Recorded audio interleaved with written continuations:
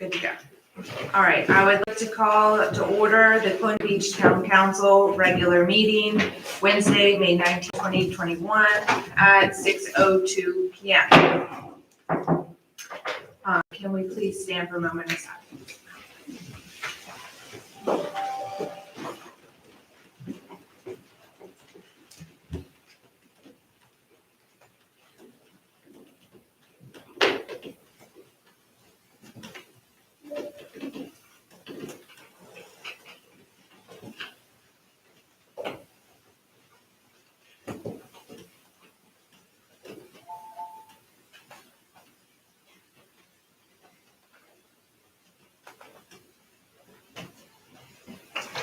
Pledge allegiance. Pledge allegiance to the flag of the United States of America and to the republic for which it stands, one nation, under God, indivisible, with liberty and justice for all.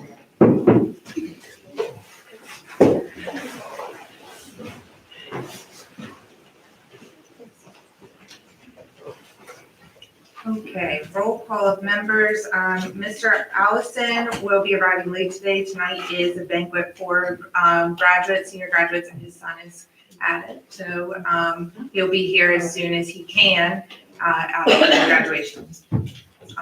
And I think it's a sports, is it the sports thing? Otherwise, all members present. Additions to the agenda, anybody have any additions to the agenda? All right, seeing none, do I have approval of the agenda? Second. Any discussion? All in favor? Aye. Any opposed? All right, approval of minutes from March 3rd, 2021 work session, April 2nd, 2021 special meeting, and April 21st, 2021 regular meeting. The April 21st minutes did not go out. They were confirmed, so we have to take that off. Okay, so Just the two. yeah, and the special meeting was just going into closed session. Yeah. Okay, is there a motion to approve just March 3rd and April 2nd? So moved. Second. Any discussion? All in favor? Aye. Council member announcements. All right, start with Ms. Sullivan, Dr. Sullivan. I just wanted to shout out to the Colonial Gardeners led by Carmen and Becca. They have done. Is your mic? Yes, they've done 3 sites here in Colonial Beach, planting and weeding and trimming. They did the river walk. They've done Lunsford Point, the memorial there, and which is down at Castlewood. And they did the welcome sign into town. And they raised the money, they did it, they planted, they weeded, they trimmed, they did a great job. And they're all real gardeners. Yeah, it looks fantastic. Mr. Gale? The only announcement is, again, going back to clinics, vaccine clinic, Lance Carrington and the Guadalupe Free Clinic will be doing walk-in appointments or walk-in vaccinations on Saturday between 10:30 and noon. So we do have people that are scheduled for appointments, but they're taking walk-ins. It could be first or second shot. The only requirement is that if your first shot was somewhere else, it had to be Moderna because that's what they're giving as second shots here. So 10:30 to noon on Saturday at the community center. Yeah, 18 and over for Moderna. Mr. Duggan? Yes, I'm just grateful tonight for everyone in our country and all our doctors who developed these wonderful vaccines, and to all the volunteers who have helped get shots in arms. And I'm grateful for the new CDC guidelines. Me too. Mr. Montier? 2 of our new police officers will be graduating from the Rappahannock Regional Criminal Justice Academy a week from Friday. I will be attending on behalf of council to welcome them aboard. But the cautionary note is that they will be in field training through most of the summer. So won't be fully able to operate on their own until the end of summer. Also, in order to stay within budget, the police department has cut 2 vehicles out of the budget. So the 2 components which are necessary for traffic enforcement, fully qualified police officers and vehicles are lacking at this point. The chief I think I saw an email earlier, Bruce, I think the chief has requested assistance from the sheriff's department in Westmoreland County for traffic enforcement this summer. Hopefully that will help us to some extent. Our police department will endeavor to do its best with the resources available. And I will be working with the chief to assure that we are at our best. That's my report. Ms. Roberts? Graduation will be at the high school this Saturday at 2:00. And at this time, of course, everybody's dealing with their budgets. The school is requesting additional funding to meet the required local effort, which is determined by the Department of Education, which is based on ADM, and the ADM was higher than expected. I have a couple things to update on. One is that we are moving forward with the Department of Historic Resources. We had our local public hearing via Zoom from them last week, and they have a completed nomination. The DHR is planning to present the proposed nomination to the Virginia State Review Board and the Virginia Board of Historic Resources for recommendation to the National Register of Historic Places and for inclusion in Virginia Landmarks Register. And this is, it's just for a section of town that qualified, and there's a map and a lot of history about Colonial Beach, and the presentation was extremely valuable. And even though I've lived here my whole life, basically there's more things I can always learn too. It was really fascinating. This particular district, once approved by the state, also gets approved at the federal level, and then it is it's an opt-in program, so you can choose to opt in if you own a building in the district. And if you do own a building in the district and you opt in and your building qualifies, then you are eligible for, I think, up to 40% rebate of reconstruction costs if you bring it back to its former glory. So this is a big part of economic development in our downtown and a way of incentivizing some of our older vacant buildings in this area to actually get the money it takes to restore them. So this is a major step, and we're just one more step closer. It goes to the Virginia State Board, and then it goes to the federal board. And so hopefully by this fall, we'll be through that process. But it was the public hearing was last week, and so I just wanted to update that. The full report is available online as well, and it's pretty hefty. And but I recommend, if you're interested in history, to go watch the whole public hearing, because the presentation was really fantastic. Also, I'd like to recognize Mr. Tommy Edwards that's in our audience today, because he was the initiator of coordinating the town and Mr. Lance Carrington for the Guadalupe Clinic. So I know you didn't come here for recognition today, but I would like to thank you for that.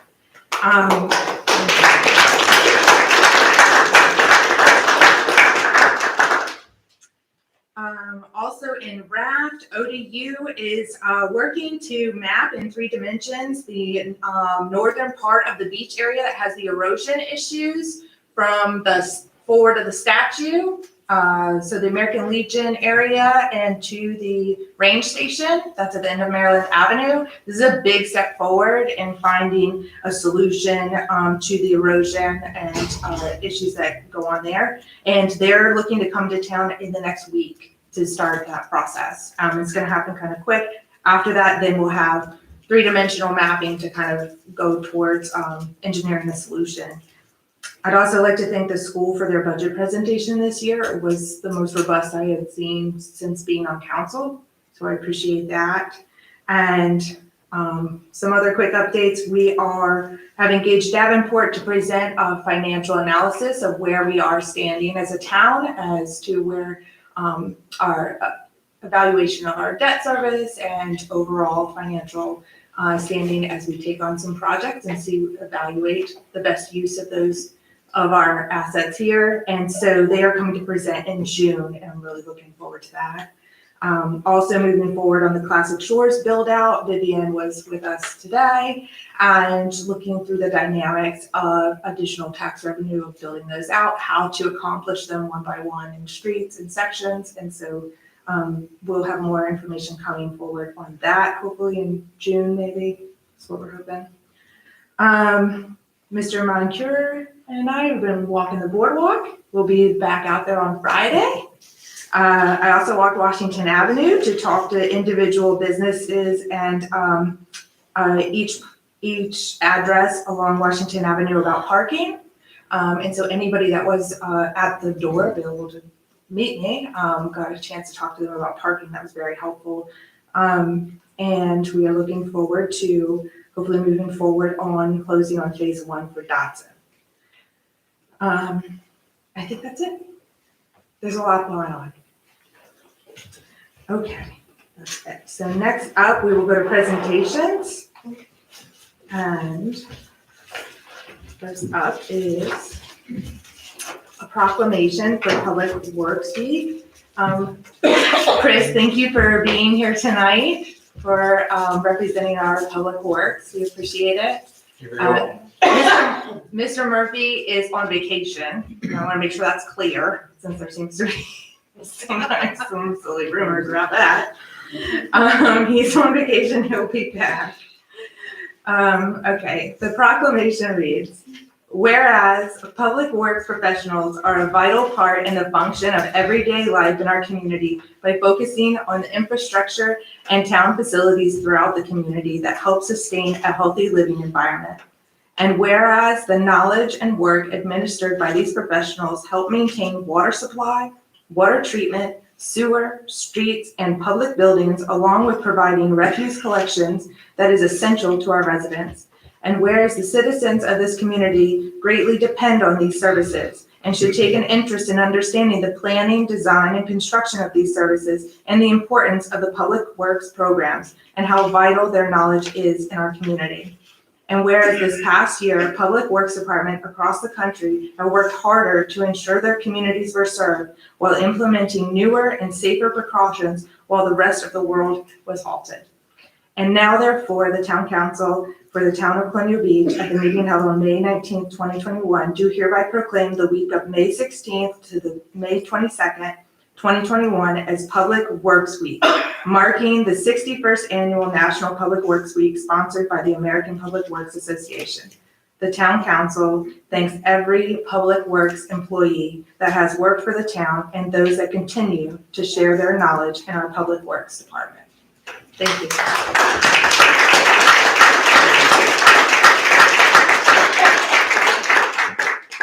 These guys really do way more than you can see out there. It's amazing. So, thank you.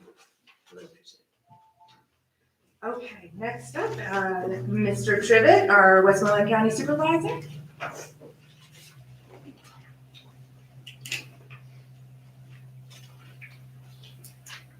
Madam Mayor, council members, good to see you.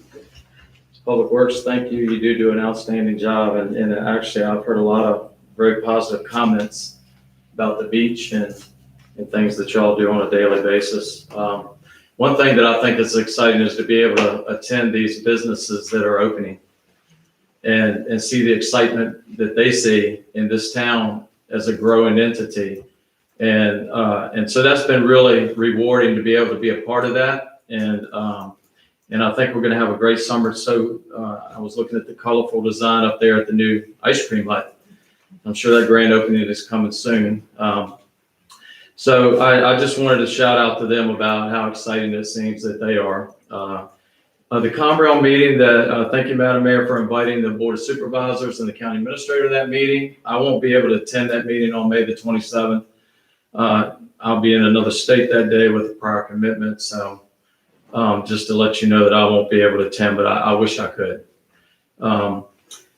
I wanted to let you know that the hazardous waste that we talked about that you could dispose of, they set a record, 73 households, almost 7,000 pounds of petroleum products and paint and those type of things was collected on that day. So that's pretty impressive.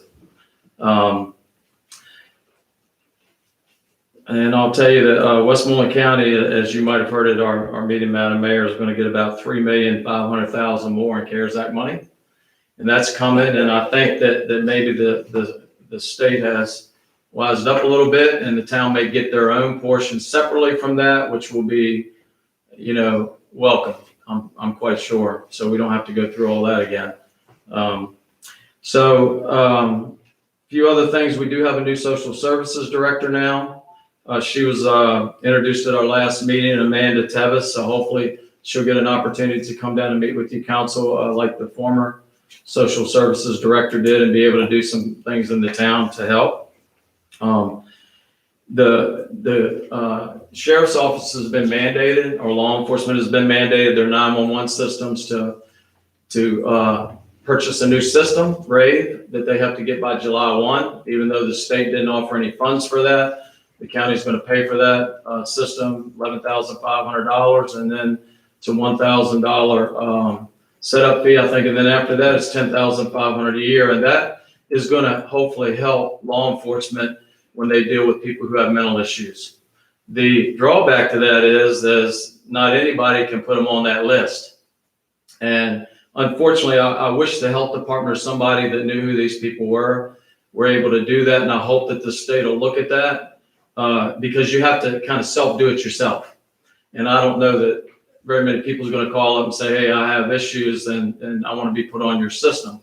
That would be nice if all of them did, because then it warns law enforcement. Even if they respond to an incident where there's something like that, they can't add that person. It has to be a guardian or the person, which is unfortunate. But I hope that will change. But that's an expensive endeavor that the state's not funding. And so the county is going to pay for that because it wasn't in the sheriff's budget. Let's see what else I want to tell you about tonight. Gwen Chatham.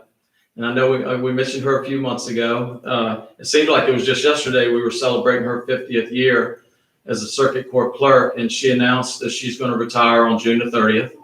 I don't know, so that's 51 years of service. 26 as the deputy clerk and 25 as the clerk of the circuit court. Most everybody knows her, and anybody that lived in Colonial Beach their whole life that went to school here probably got taught by her husband, Kenny Chatham, who was the health and PE teacher for many, many years, and just two wonderful people. And she's just done an outstanding service for Westmoreland County all those years. I don't know whether they didn't ask us to appoint her replacement, and so I'm thinking that's probably not going to be on this ballot this year. It may be too late since it's June 30th when she's retiring. So it may be on the following years. And if that's the case, I anticipate that maybe her deputy clerk will be appointed. But at this time, we don't know who that's going to be yet, or whether that will make the November ballot. And we also recognize Stan Shopey, for anybody that knows him. All of those years at the Dairy Freeze, over 50 years. Anytime you ever saw that man, I was blessed to work with his son, who was our finance director for several years, who smiled every time you saw him. Always had a big smile on his face. His father's exactly the same way. He gave to this county. It didn't matter who asked for what. He was always there with a helping hand, and he retired. And he's looking forward to retirement. He'll still own Stan Skateland for right now. So, but he retired, and we recognized him at the meeting as well. And I want to just say something about Bucky Dorr. She's the chief docent out there at the James Monroe birthplace. And, some of us can remember when we were kids, we learned to drive out there. It was nothing there but dirt roads that went all the way around that 2 or 3 mile inward of James Monroe. And they've really been trying hard, even through the pandemic, to get that building finished and to get those grounds done. And it's starting to come through to they can see the light at the end of the tunnel. They have people painting currently. They've got a few more bricks to lay, but it's almost done. And we anticipate maybe that'll be open this year, the house there, James Monroe. And anytime anybody wants to go take a tour, you couldn't ask for a better person to give you a tour than Bucky, and she can tell you all about James Monroe. You can walk the walk there that will tell all about the history there. So that's all I have tonight, unless anybody else has anything they want to ask me about. No, I just want to echo, recognition of the people that you mentioned. it was an honor to be there to thank Gwen for her service, Ms. Chatham, as I know her, for 51 years. And I'll never forget that she was the person that swore me in as mayor. And she has been through 51 years of public service in the county. You can imagine all the things she's seen. It has to be significant. So she's really been, her and her husband, an influence here in Colonial Beach as well as the county. And then, of course, with Stan too, who everybody has been to Stan's Skateland and everybody has been to the Dairy Freeze. So it was really, really important. I was glad I was there to see that honor. Well, it was impressive to hear the lawyers. Obviously, our county attorney, Mr. Stewart, said, when he first became a lawyer, and they are the clerks, which Ms. Monica could tell you all about.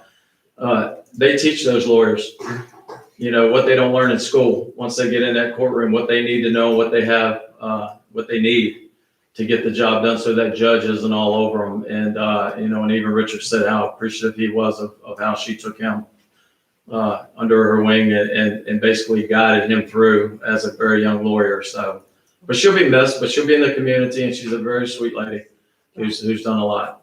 Thank you. Thank you. All right. Professor Karen Firehawk and her guest, Laura.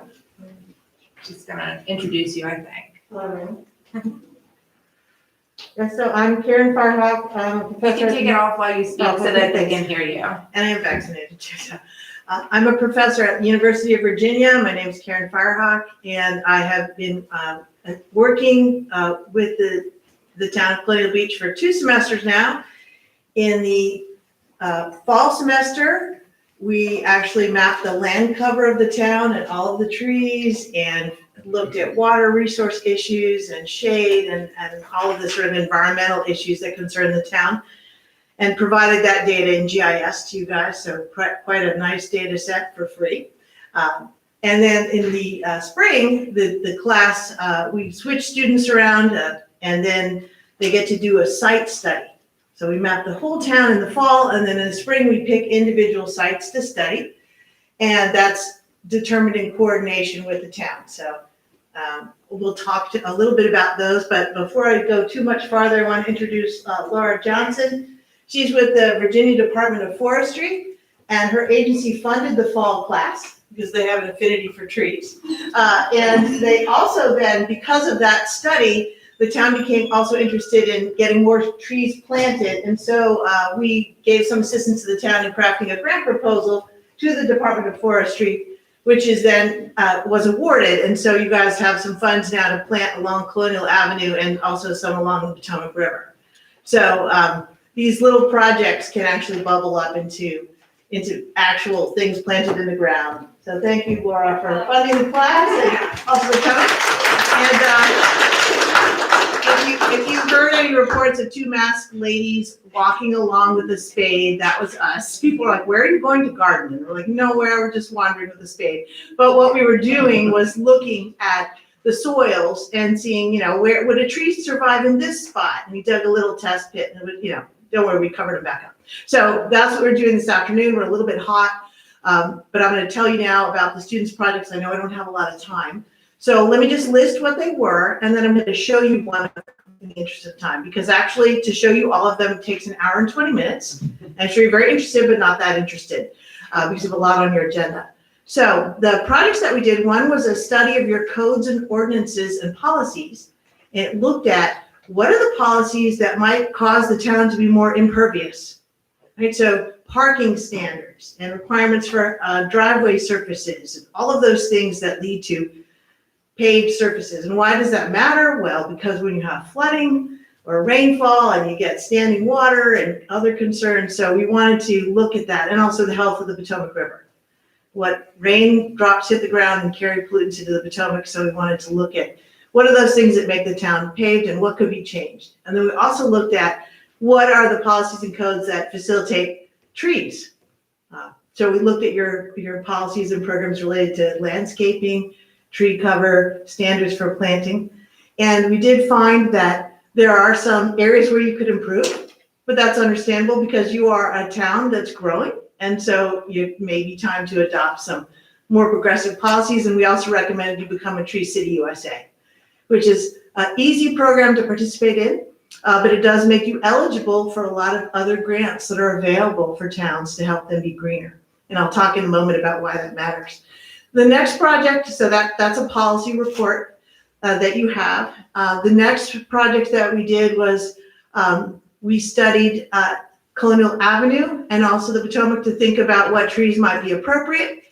And we're still wrestling with that list, and Laura will probably have some changes after looking at some of the soils today. So we'll have a finalized list for you of species that we think will be most likely to survive.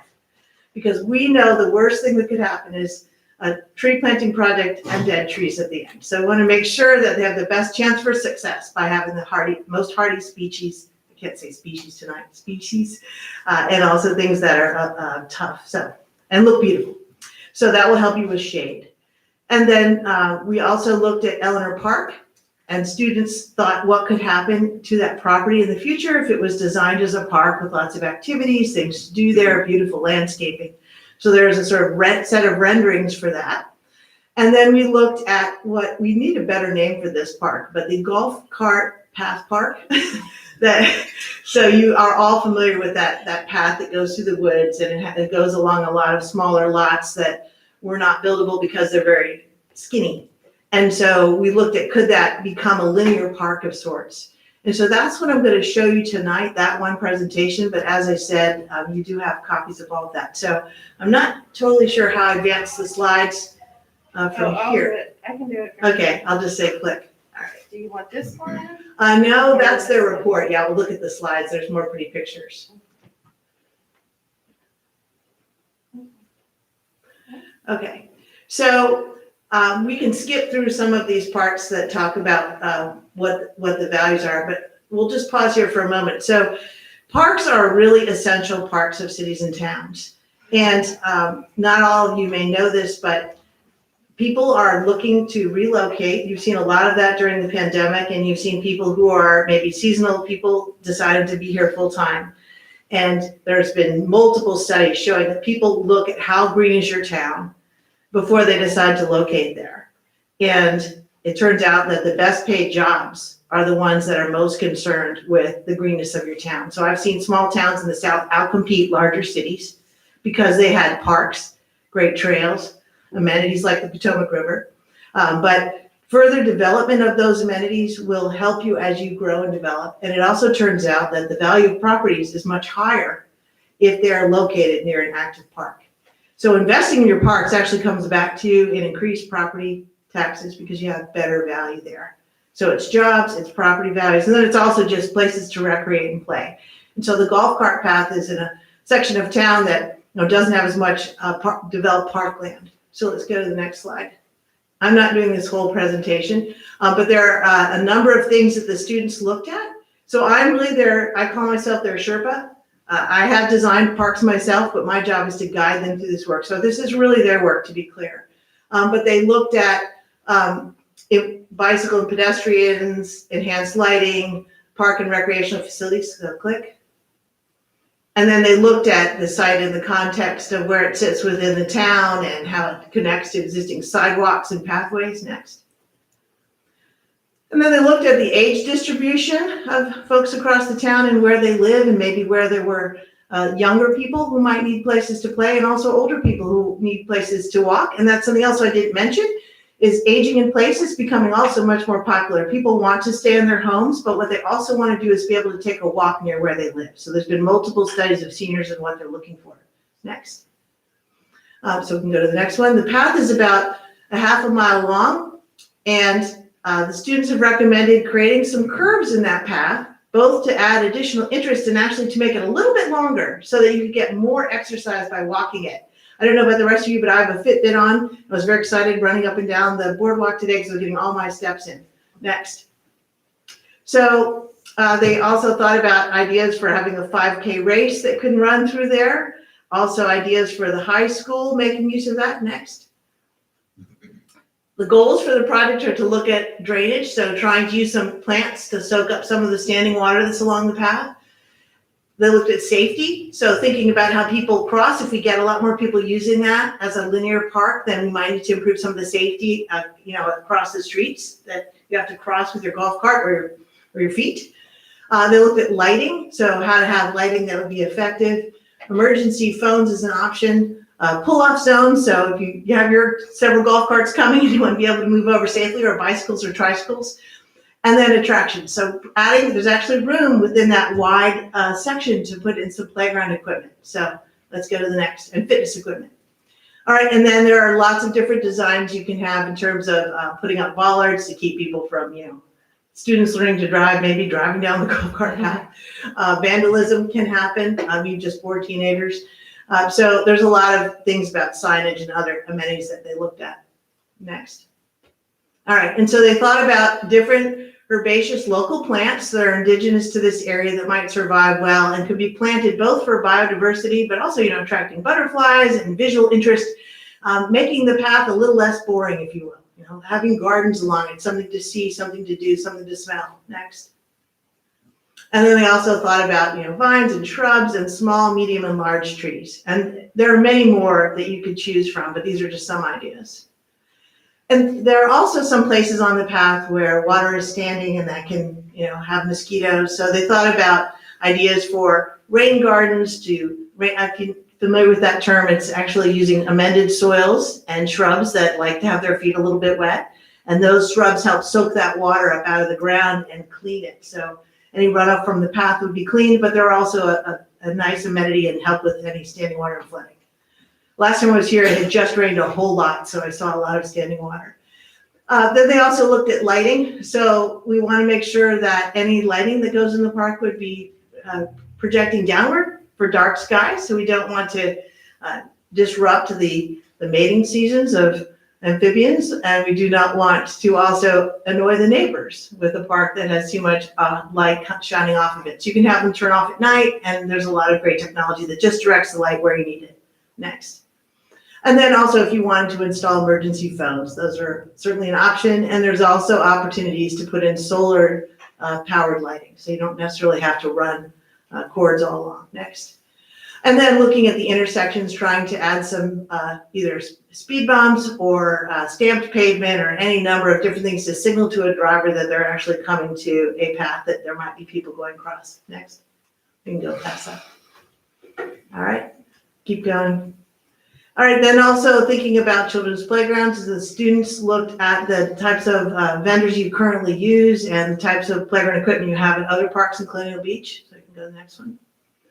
All right, then fitness equipment. There's a lot of fun fitness equipment that is not too taxing, even on old bones such as my own. So, really new exercise equipment that doesn't take up a lot of space, but it gives you something to do. So you could not only walk or run the path, but you could stop and do different fitness activities. Next. And then there are also other fun things if you want to add more games into the park. So there's concrete ping pong, which is just a fancy way of saying ping pong tables that you can't pick up and run away with. They're very heavy. There's also, I can't remember what that game is where you throw the beanbag into the cornhole. Yeah, we've been out in the sun all afternoon. That's my excuse. I played cornhole. I'm actually not too bad at it. And then, but those are cement, so you can't run off with them. And then there's also these funny little games where you can play a Gaga ball, which I learned about from my students. I've never heard of this. But anyway, you can have like a ball game in a very small space. Next. All right, so then these are just some renderings showing you what it might look like if, we have some exercises, some imaginary seniors there in the corner exercising, people running. Next. And then there's lots of opportunities for the different types of materials you use.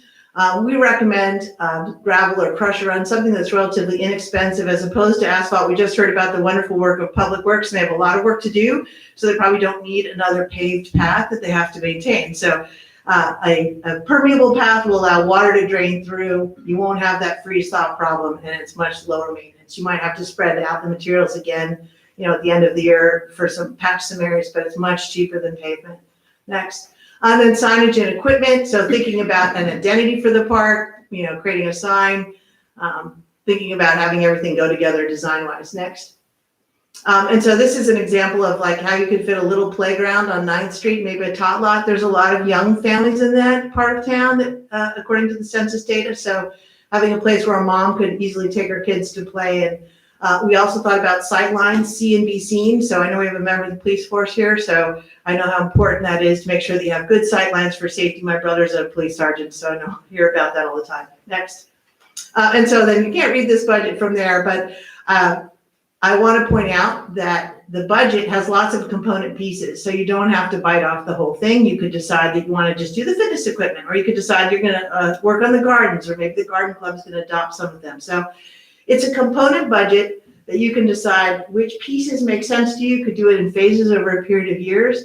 And I know that the mayor has let me know that there is a potential grant that the town might consider applying for that's due in a few weeks. So that is potentially an opportunity. But there are multiple sources of funding for these types of parks.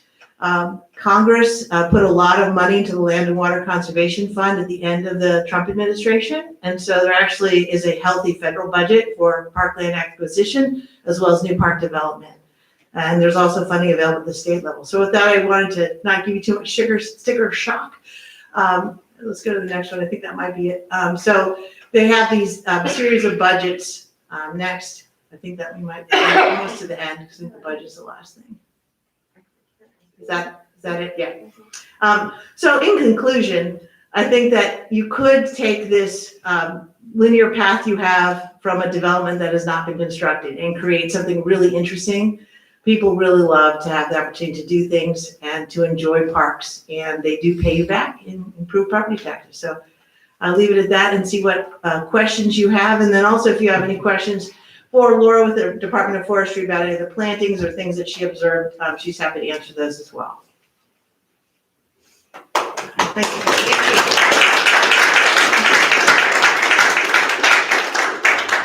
Are there any questions for Professor Firehawk? No?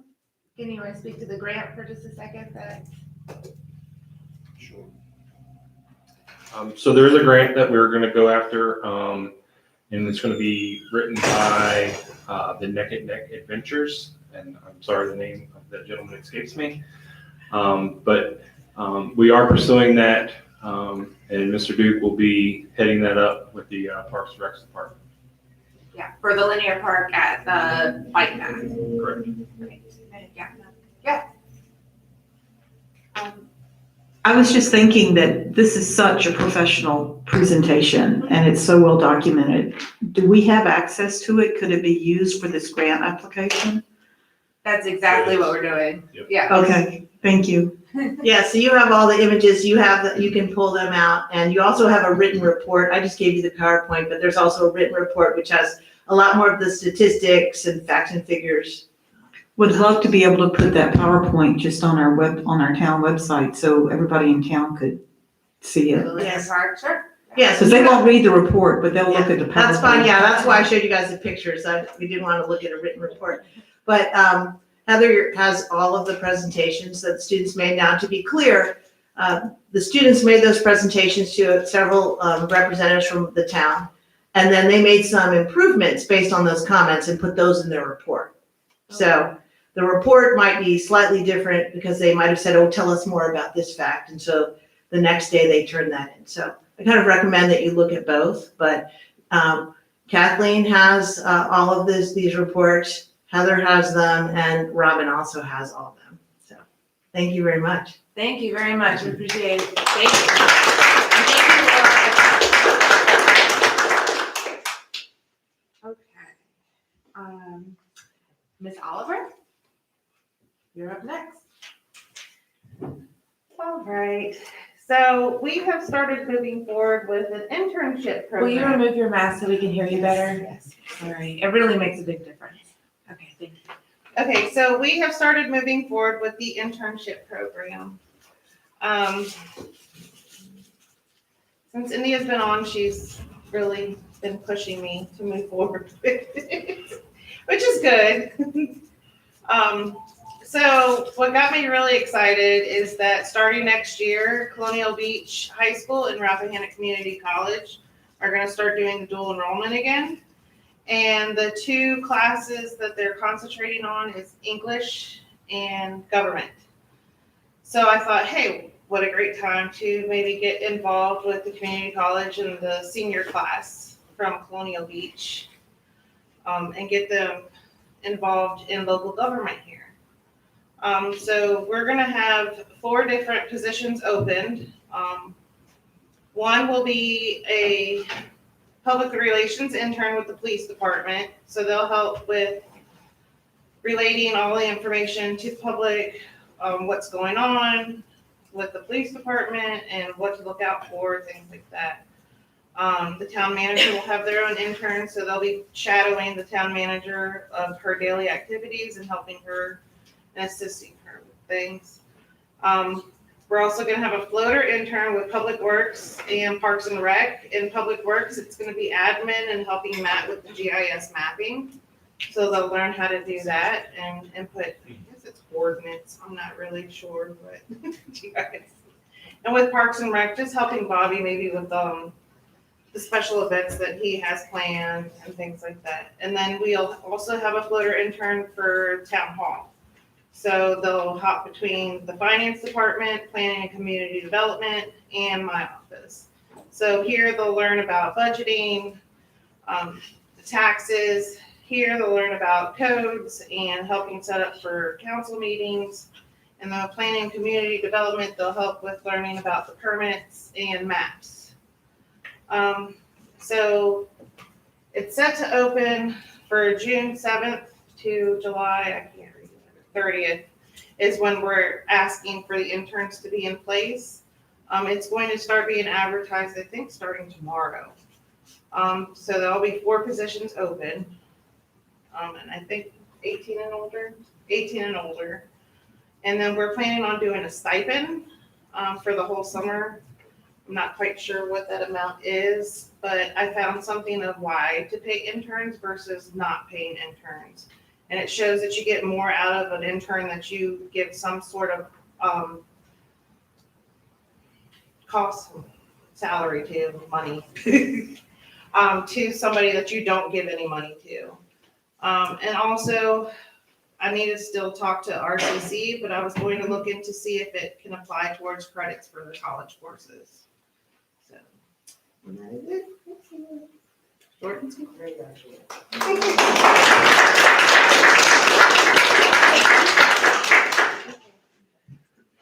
Are there any questions about the internship program?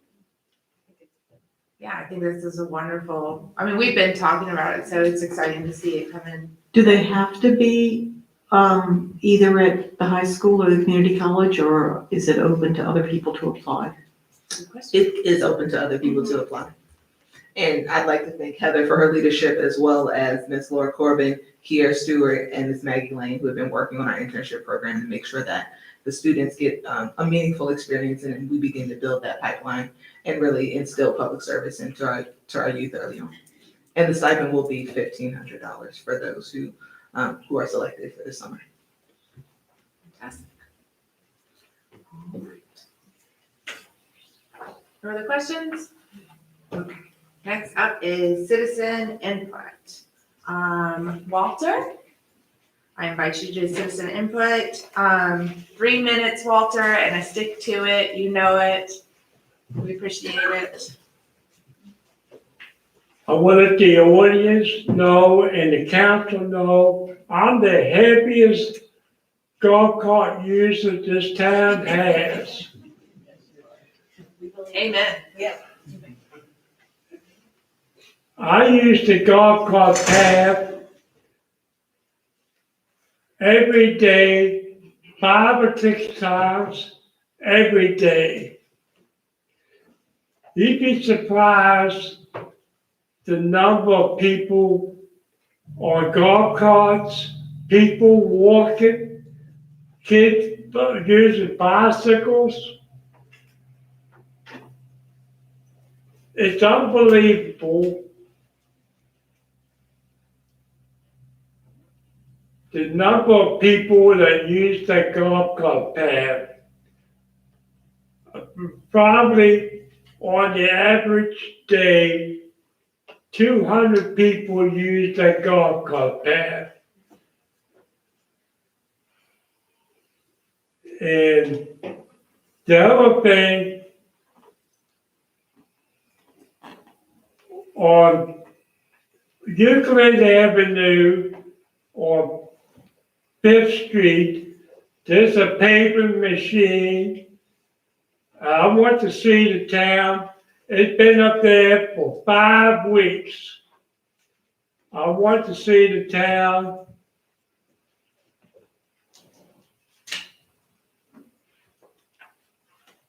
could notify the company to get it removed. It's been up there for 5 weeks.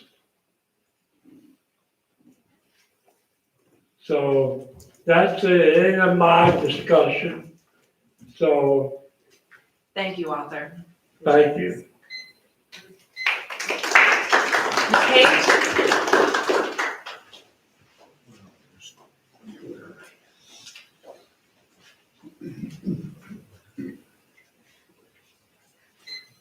Paige Williams, 1535 Irving Avenue. This is kind of short and sweet. I know this has already been addressed many times, but I'm bringing it up again. The town council agenda needs to come out more than a day in advance. This has been an ongoing problem, and it has not been corrected. Also, the agenda needs to be posted on the town website. Citizens should not have to scramble to find it on the multiple social media platforms. And lastly, why is the agenda posted on Nextdoor and no other platforms? It's just a suggestion. Thank you. Thank you. Mr. Nelson? No. Hi, I'm Eric Nelson, 1321 Lossing Avenue, and knowing that Professor Firehawk was going to be here this afternoon, it made me start thinking about a presentation or a report that I did for the Planning Commission a few months ago, and Heather? Oh my gosh. Maybe some of you know that in previous lifetimes I was a policy wonk, so when I decided to do a report, I really did it up. So here's a report that actually deals with parks and green space and the advantage for a town to have both parks and green space. And I'm not going to go into any length at all about what that report says. You can read it at your leisure, but basically it's divided into economic benefits for parks, which relate to increased tourism, potential for venues for special events and other kinds of economic reasons why parks are good for towns. The ecological benefits of parks, which, relate to, of course, some of the things that Professor Firehawk said in terms of butterflies and so forth. It does provide habitat for birds and other wildlife. Stormwater management is another reason for parks, reduction in pollutants, and to minimize heat island effects. Recreational benefits of park are pretty obvious, but they bring family togetherness, they encourage cultural diversity, and they're a source of community pride. They also enhance the quality of life for the citizens, the residents. They lead to a reduction in stress, promotion of health and wellness, well-being, decrease in blood pressure, and provide neighborly linkages. And in my report that you have, there's lots and lots of sources for information where that I use to derive all these conclusions. So the planners of the town of Colonial Beach back in the late 1800s saw all of these things, or they knew of it intuitively, and they created a town that had parks. The town that they created was basically on the point, and they carved out a fair amount of green space for the residents because they understood the value of a park. They probably didn't do the economic analysis that I did, but they knew intuitively that parks were good for people, and so they did allocate green space, and they put Castlewood, Eleanor Park, and of course, Robin Grove. Robin Grove, thank you. So, the designers of the town understood the value of green space. Now, as it went, I'm sorry, Eric, that's 3 minutes. all right, thank you. Thank you.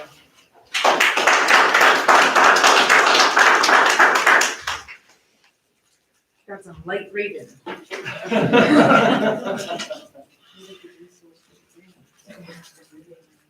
Yeah. Okay, that's all I have signed up for citizen input. Anybody else? Yes, Mr. Evans? State your name and address for the record since you didn't sign up, please. I signed up in the back, but it must never got forwarded to you. Oh. I was right under Walter's name. The front one is for COVID tracing, just in case, and then the sign-up sheets are up here. Oh, I apologize. That's okay. I'm I sorry. just thought you were supposed to sign up in the back. Yeah, we'll, I think that was the COVID tracing sign-up sheet, so I apologize. Thank you. First of all, my name's Tommy Edwards. I live at 2nd Street. I'm here to talk about two things. First, about Memorial Day, and then I want to talk about, Colonel, you spoke about the Guadalupe Clinic, and I was there with Lance Carrington today. I didn't realize you were going to speak because he asked me to say something about the times on the Wednesday and Saturday about getting your shots. And he encourages, please, all the citizens that can get that shot, please. It only take a little bit out of your time. It's free, and they would love to accommodate you. They're great folks here, and we thank you for that. I'd like to talk a little bit about the Memorial Day at the American Legion. It's going to be, once again, because of COVID, we got knocked out last year, but we're coming back this year. It'll be 11 o'clock as usual, Monday at Town Hill. At Town Hill or at the Cannon? At the Cannon. At the Cannon. Yes. Our guest speaker is going to be Naval Captain Tom Till, a former naval aviator. And for those who don't know, it happens to be Maggie's grandfather. So he will be our guest speaker, and we're really looking forward to it. We're going to try to practice social distancing. I told Rob that I would try to have people in the audience, and I will be announcing it also to please, if you could, spread out a little bit. If you come, please bring your chair. It usually lasts from 11 to 12, but this year, we were late getting out letters to all the organizations in town when they come forward with their wreath, to give me a copy of their loved ones that passed away during the year. Now it's going to be passed away for 2 years. So and it's really, to me, it's a great thing for the loved one to come up and tell me, thank you for reading my husband or my wife's name. They certainly appreciate that. So we're going to be doing that again, but I hate to say there will be no lunch at the American Legion Post. Due to the COVID, the ladies just felt we better wait another year. But we encourage everybody, and of course, as you know, it's not going to rain at Colonial Beach. But if it does, we will have it back at the American Legion service. And I welcome council. And Ms. Mayor, you're going to be there to say a few words. I thank you. I appreciate that. And I hope everybody else will show up too. Thank you very much.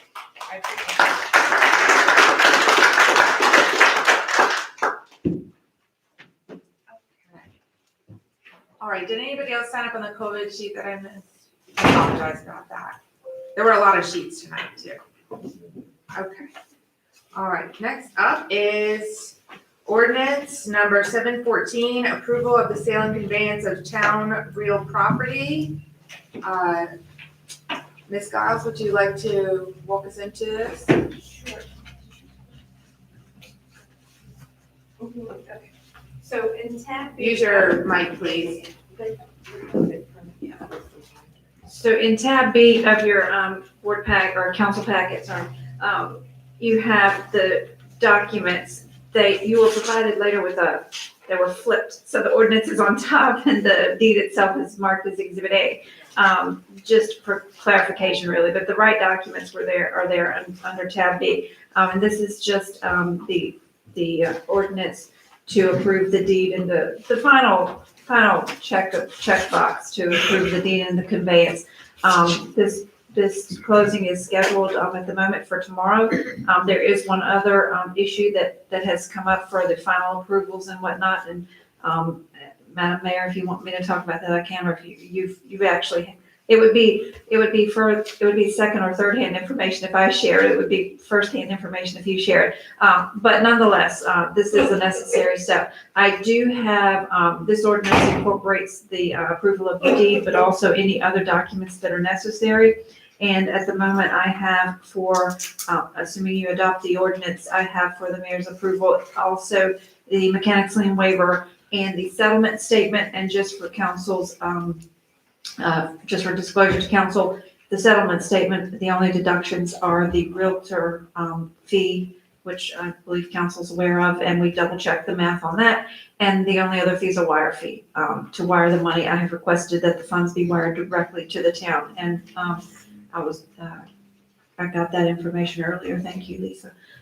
So that's it. Pretty straightforward. This is just, like I said, the last box to check. So, to explain a little bit about these are all documents to get ready to go to closing. That's what, what's on the table right now for the Dotson development for phase one. This is on schedule now.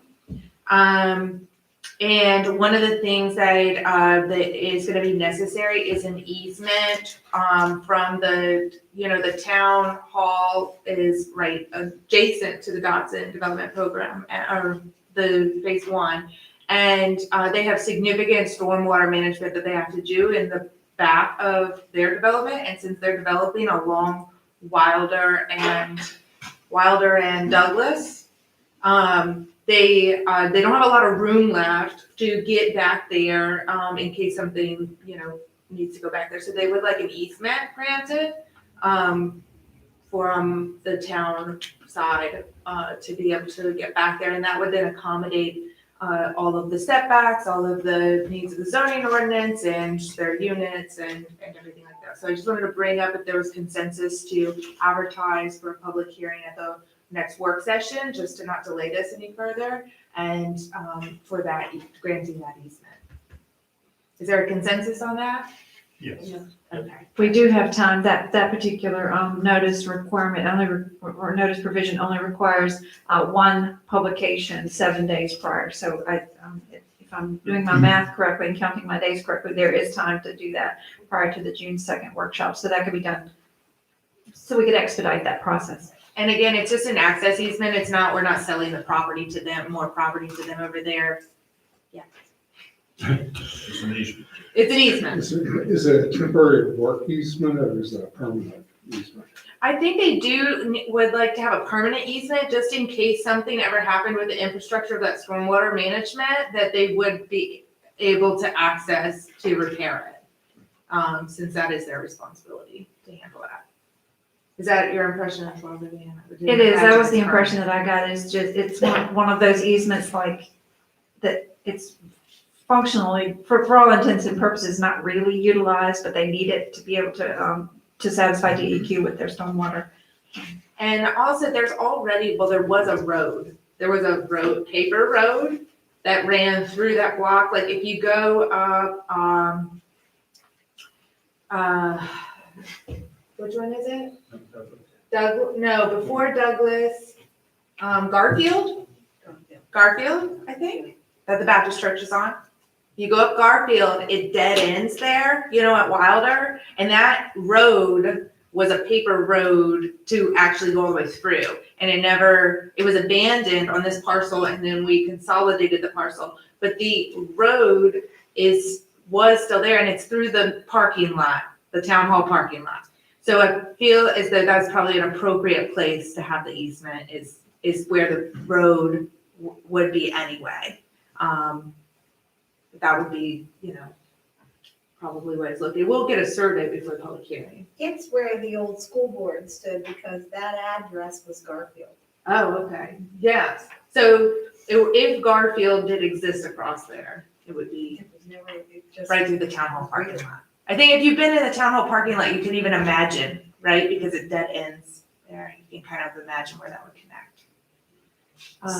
So just as in preparation for that, it would look much like the deed provided and the ordinance provided tonight. So the process is basically the same, just another document like that, but without the mechanics lien waiver or the settlement statement, anything like that. Any other questions on that? Should I take a roll call vote on this? On the, to set that for public hearing or consensus is sufficient. You can vote if you would like. Do I have a motion to go to public hearing on the easement? So moved. Do I have a second? Second. All in favor? Aye. Okay. And now for the approval and the sale of the conveyance of town road property, and that's all the documentation to go to closing that you have in front of you here. The adoption of the ordinance is what. Oh, the adoption of the ordinance. Yes. Okay, number 714. Do I have a motion for that? Do we have to do the public hearing on that? No. Your ordinance does not require public hearing.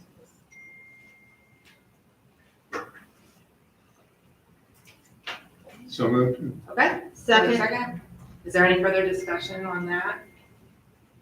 No? Okay. All in favor? Aye. Any opposed? Okay, moving forward. All right, resolution 17. If you're a county, it requires public notice. What's that? Tom's pointing out. Got some exciting news over there, Tom? I think our easement is statutorily limited to 40 years before it's worth category. Okay. We'll work with that. We'll work with that then. Okay. All right, resolution 1721, adoption and appropriation of fiscal year 2022 budget and adoption of appropriation of fiscal year 2022 budget for the Colonial Beach School Board. So, this is the next step. On that, Lisa, would you like to lead us into it, and then we'll do public input?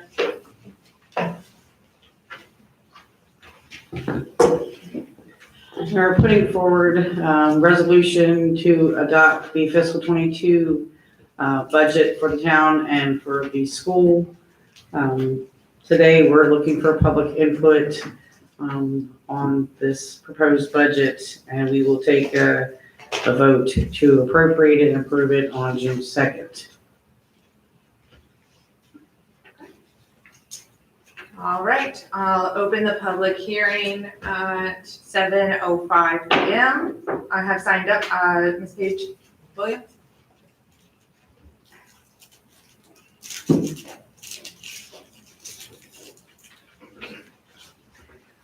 It's me again. Concerning the budget input, we need more visibility in the contracts that are on it. The contract numbers and costs have increased dramatically, and we need to know why. Also, the rents for everything went up, but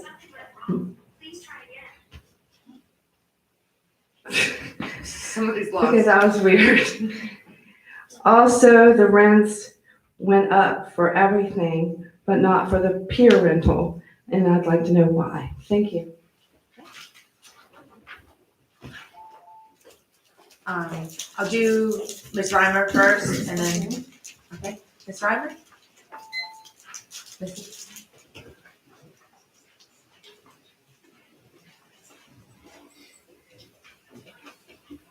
Thank you for this opportunity. I did not see budgeting for an economic development director in the budget.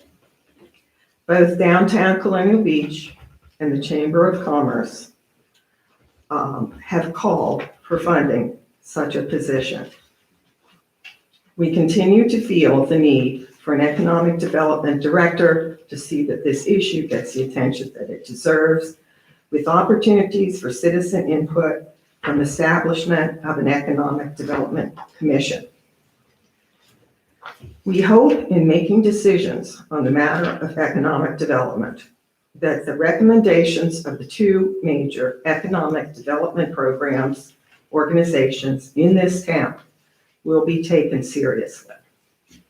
And these are organizations, the Chamber of Commerce and Downtown Colonial Beach, the Main Street affiliate.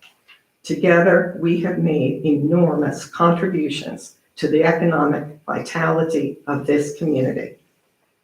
We hope that when you go to pass a budget, it will be one the economic development groups in this community can support. Thank you.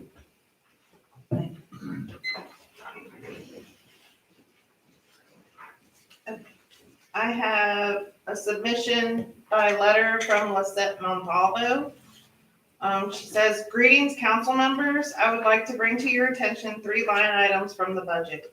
1, town council advertisement, $2,000. This is an adjustment of $700, but I still do not understand the reason for it. 2, finance, printing, and binding increased from $3,681.66 to $5,801.83. Why in this era of electronic communication and paperwork reduction, what the town is increasing paper printing and binding? Number 3, transfer to capital improvement fund, $97,766.84. Why is the town focused on increasing amenities when the real problems are not addressed? Let me explain.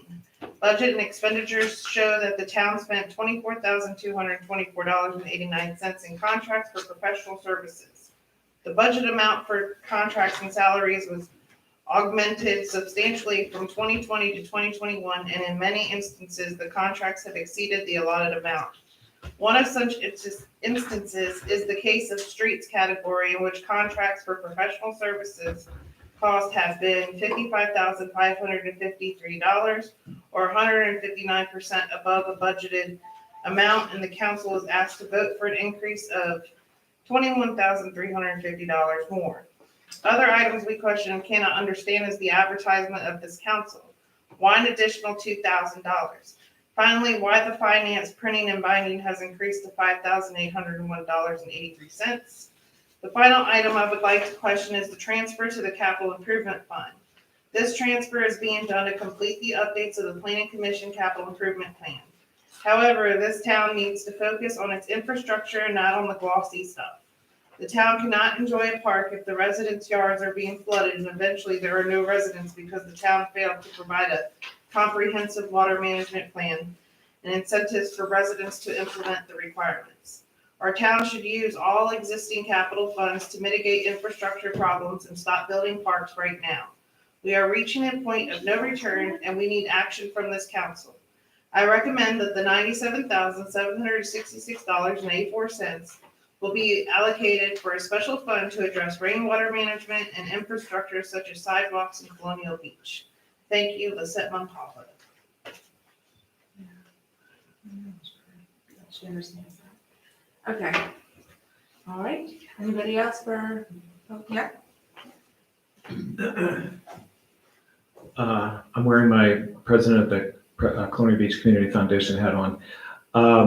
Yes, the foundation supports the presentation that was made by Downtown Colonial Beach. We also believe that it's quite important to have an officer devoted to economic development as part of the town. We would encourage you to consider that in your budgetary conversations.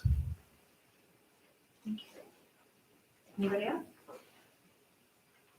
Okay, seeing none, I'll close public hearing at 7:11 p.m. All right, and this isn't for a vote tonight. This is just a public hearing to get input, and the actual vote is at the next council meeting on June 2nd. All right. Next up is Resolution 1821, Capital Improvement Plan for 2021-2022.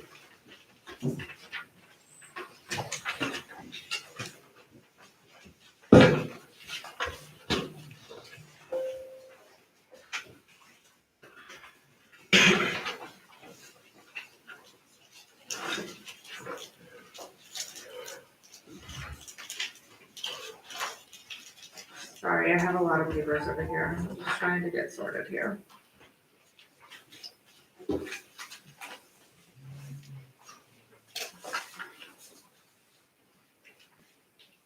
Tab D.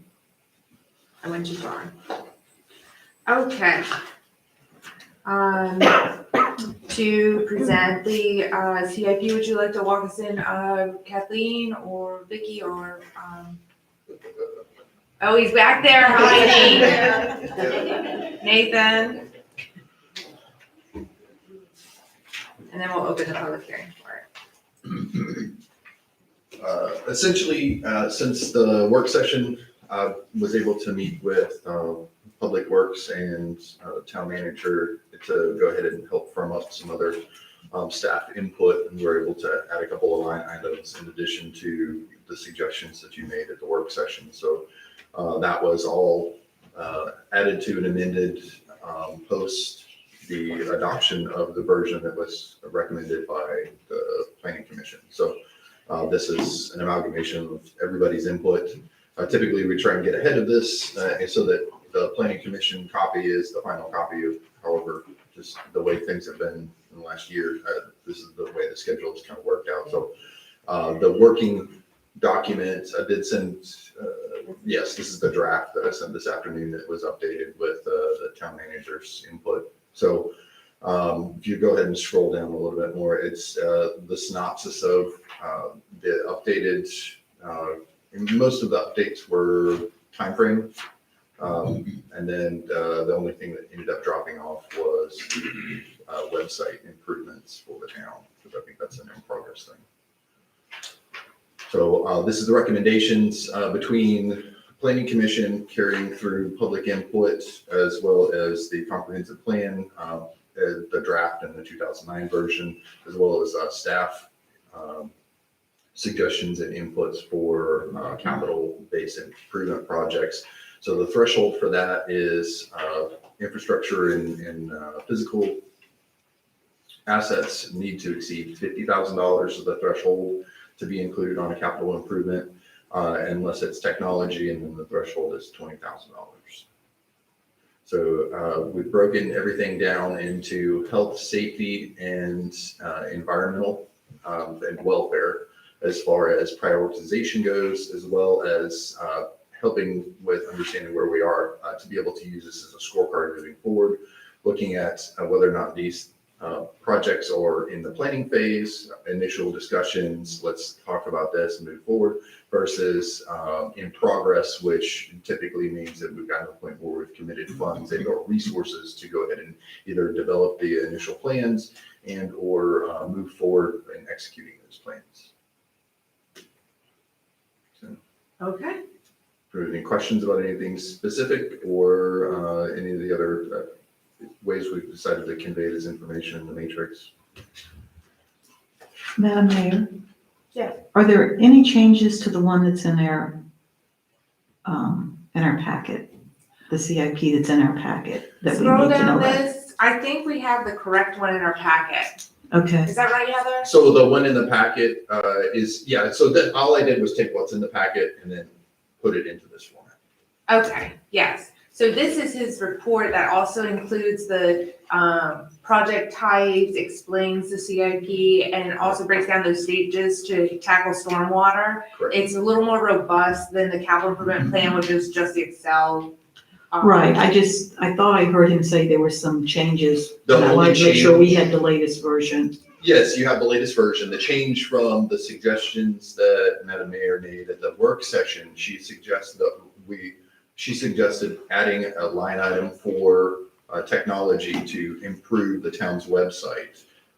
Under the staff review, that was deleted. That's the only noted exception. Yes, everything's in this chart that you have. Yeah, I think this is just also now incorporated into your original Correct. report. Okay, all right. Any other questions? All right, we'll open up the public hearing then. On this, We have, Ms. Williams?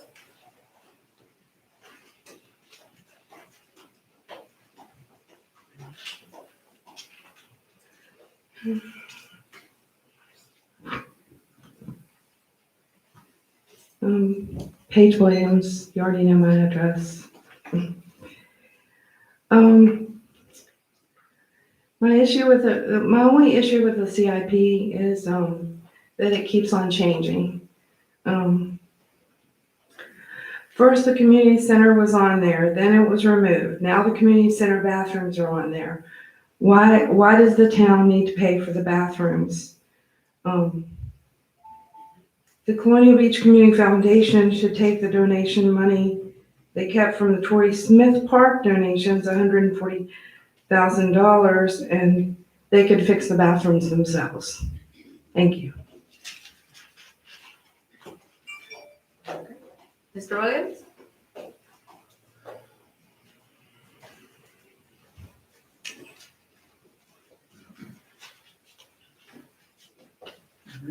David Williams, 1535 Irving Avenue.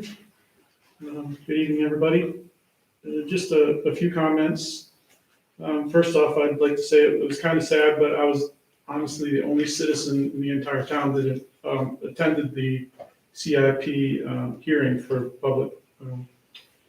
And so that's a little concerning that there's not more citizens concerned with this. This is a big deal. I mean, we're talking about how we're going to spend our money in the future. One of the concerns I have is line item 1, bike path, Monroe's birthplace, golf cart path. I'm not even sure what that means. I looked on GPS map the other day and it's like 1.5 miles up there and it's through a bunch of nothing. We've got crumbling roads. I mean, every time I ride my golf cart around Lake Walter, hit pothole, dog flies out the end. So I just, I'm concerned that we're not focusing on that stuff. And I do appreciate the raft people coming in. I wish they would have said something about Castlewood because it looks like crap, but pardon my French. But, so I just wanted to mention that I'm concerned about, that path. I don't know what it is. Maybe somebody can explain it better and maybe I'll buy onto it. But at this point, I don't see a North Park on here. It was on the original one that, like my wife said earlier, changed. I came to that meeting, there was like 8 items on there and now there's 16. And so a lot of changes, obviously. So I just recommend the town council give more transparency to the people when they're making major decisions like this. Town Pier wasn't on there. I'm grateful that you guys added it, but I just don't know why it wasn't on there to begin with, because that was a big one. And if the parks are such a big deal, why is the North Park removed from the capital improvement plan? Are we gonna spend the money from the easement grant for Eleanor Park on that? Or I don't know what the plan is, but I think that the people on the north end deserve a park, and promising possible grants or different things is not the way to make it right for the citizens. And I guess that's about it. Thank you. Thank you. All right, anybody else for the public hearing? No? Okay, we'll close public hearing on that at 7:20. We will now open it up for motion, second, and some discussion. Do I have a motion for resolution 1821, capital improvement plan 2021? So moved. For a second? Second. Okay. Any discussion? I want to address a couple of the concerns. A capital improvement plan is sort of a wish list. It does not obligate funding to go to any of those, but by being on the list of the wish list of things that we hope to accomplish, it does help us match up with funding opportunities. So it is a document, it's a planning document more than a fiscal document from the finance department.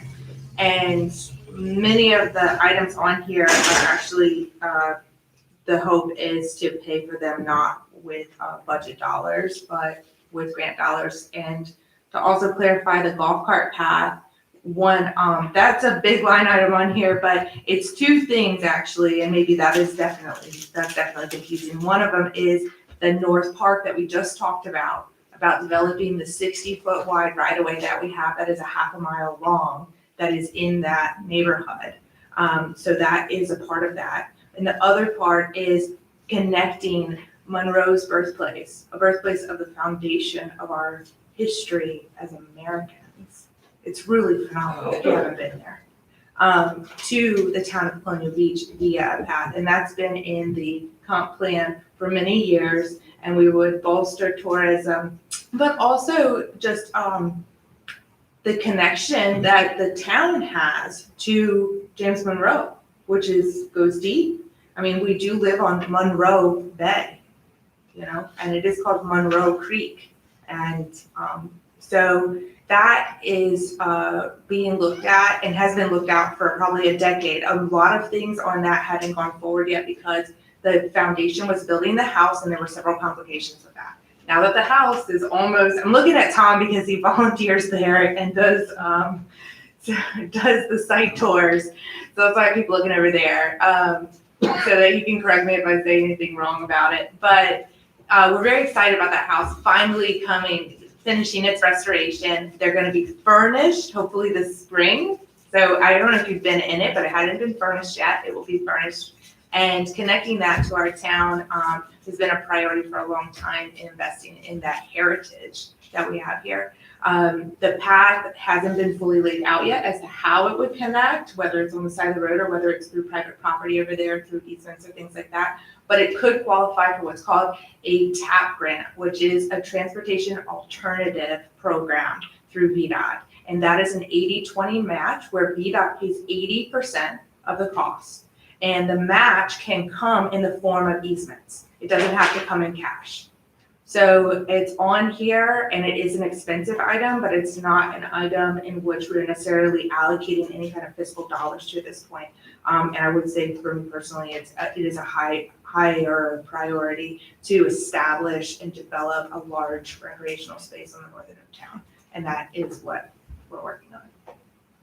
Yeah. Will you keep looking at me? If anybody wants a tour, let me know. I can get you anytime you want to go. Thank you. But I did want to kind of clarify these things because they're really important. I want to make sure everybody understands them. There's also more things that aren't on the list and things that are on the list that may not become feasible through time. That's the way this goes. You plan for as much as you can, trying to connect with as many funding opportunities as you can, trying to make sure that you don't leave out an opportunity that may present itself. And then as those things move forward, hopefully the stars align on some of this stuff and many of it that we're working on. Madam Mayor, sometimes I think when we present something like the capital improvement plan, sometimes our citizens think that it's taking away money from our infrastructure projects and the things that we're working on. And that is not the case. We're doing both. And we have budgeted in the budget for all of the infrastructure programs that are long-term constant improvements. Am I right? Sure, and those are a lot of those are in here, the utility mapping, the stormwater management, I mean, those things are in here too. I think we're all looking forward to the rescue plan funds, which Mr. Trivett just left, I think, alluded to that the county is receiving, the town will also be receiving funds. Do we have a final number on that yet?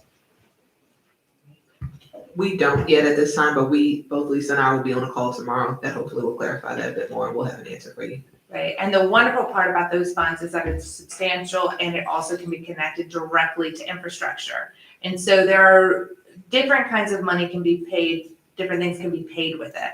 And so it's important to match the money that comes in with how it can go out. And there's many variations of that. The capital improvement plan is just a way to list a lot of capital projects that we would like to happen. If we can find where those things match up, then we have documented that it was a need, and that's part of proving the what's necessary in order to match up with those funding items. You can say it into the mic. So one of the other things too, the sources of funds for a capital improvement plan, when the town sells land that the town owns, the money can't go back to our general fund. It goes into the capital improvement plan fund. So that's a significant source of the monies that come here. And that money also is spread out to the fire department, Rescue squad. rescue squad, and the school. So the sale of land for the town helps fund some of these things too. It doesn't come out of our general funds that you see in the budget. So there's two different streams of money coming in there. Well, and hopefully we're gonna accomplish some capital improvement, property sales here in the next 2 years, right? The Dodson development that you know about. Yeah. All right, with that, is there any other further discussion? No? I'll do a roll call on this one. Dr. Sullivan? Aye. Mr. Allison? Aye. Mr. Cabry? Aye. Mr. Duggan? Aye. Mr. Roncoeur? Aye. Ms. Robertson? Aye. And let's hope to get it all done. Who knows? Hopefully. Resolution 20-21, amendment and appropriates fiscal year 2020-2021 budget general fund. We can go back to 19-21. Oh, gosh, I'm sorry, I checked off the wrong one. 2021, amends and appropriates FY 2020-2021 budget general fund Green Streets. Do you want to walk us into this? I can do that. Excellent. We did receive an awarded grant from the Chesapeake Bay Trust for $29,935 in part of our Green Streets, Green Jobs, Green Towns program. And so we are just bringing this money into the budget so it can be spent on that project that Maggie is working on. Okay, so just to also make sure people understand this, this is a sidewalk on First Street for the kids going to school. That's what this is. And it's a grant, and we had to engineer it first. And in order to qualify for the grant, we had to make it green. So we had to include some stormwater and some plantings, but it ultimately accomplishes the CIP goal, which was a sidewalk on First Street that's safe for kids. So this will connect us to also possibly qualifying for safe routes to schools, which is a sidewalk grant as well. So these things kind of compound on each other. Part of what Karen Firehawk did in her green class for us in the fall semester with creating those mappings and green infrastructure stuff helps us qualify for things like this. Just to kind of put some of the pieces, the linear pieces of things that go together. And the work that RAFT is doing also helps us qualify for things like this. So this is not money that we're allocating out of the budget, above and beyond the budget. This is grant money that we have to bring into the budget, and then we have to allocate it for what the grant says we have to spend it on, which is the design of this. Well, we've already designed Right, the the sidewalk. design is, I think the design is complete, and this is the first stage of this grant. We will get more money. There's another section that we were gonna apply for to actually put this engineering design into place. All right, do I have a motion on this resolution? So moved. Second. Second, is there any further discussion? I'm glad it's finally happening. It's been in the works for a long time. It has been, and it will still take a while before you'll see the sidewalk there. These paperwork, the bureaucracy of government is exhaustingly slow, sorry, but it's true. It's frustrating, but it is happening. And I appreciate the school's coordination with this too. The school has been very supportive of the sidewalk program. Okay, any other discussion? All in favor? Aye. Aye. Any opposed? Okay, resolution, now I'm on 2021, is that right? Correct. Okay, back on track. Amends and appropriates FY 2021 budget general fund. All right. Okay, I'm gonna give some background on this. As you know, we were very conservative when we estimated revenues for the fiscal 21 budget because of coronavirus. We weren't sure what was going to happen, whether we would even have people here in town. Turns out, surprise, we did. We had an astronomical amount of people came here, and that put money into our coffers. So this amendment to the budget is actually bringing in $391,982,000 into the budget that we have received over our projections for revenue for fiscal 21. I see Phil out there, and I see him nodding his head. You know how far we've come, and I appreciate that. And Mr. Edwards, too, former council members that are sitting in our audience, know how far So, we've come. yeah, the supporting document will show you where we received a lot of excess revenue, where we did not project this money to come in. And then we have the expenditures, where we're going to be putting that money.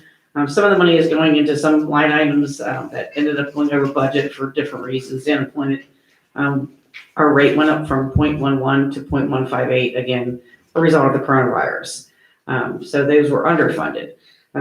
Some line items are for items that we plan on getting done before June 30th. So we now have the money to do some of these things that we put off. But if you have any questions, I can answer those. But I'm happy to report that we are bringing this excess revenue into the budget. All right, do I have a motion on 2021? So moved. Any second? Second. Any further discussion? Oh, You said second. she said second. Yeah, any discussion? Second. Nope, you're good. Okay. All in favor? Aye. Any opposed? No. Who would be opposed? All right, wonderful. Okay, it is now time, we do have to go into closed session, so I apologize for that. But pursuant to Virginia Code 2.2-3711A7, consultation with legal counsel pertaining to pending litigation, where such consultation and open meeting would adversely affect the litigating posture of the public body in pending cases. Is there a motion to go into closed session? Oh, wait, did I miss it? Yeah. Sure.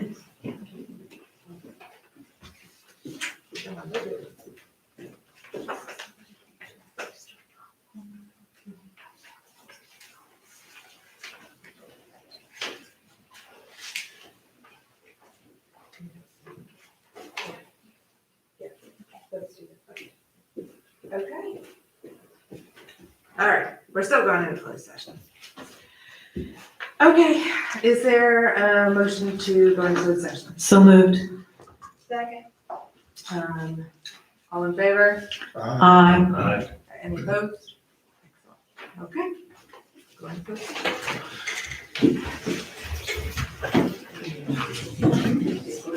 Yeah, there won't be any action out of this, so there's no reason for people to stay. I can't foresee that. Oh, by the way.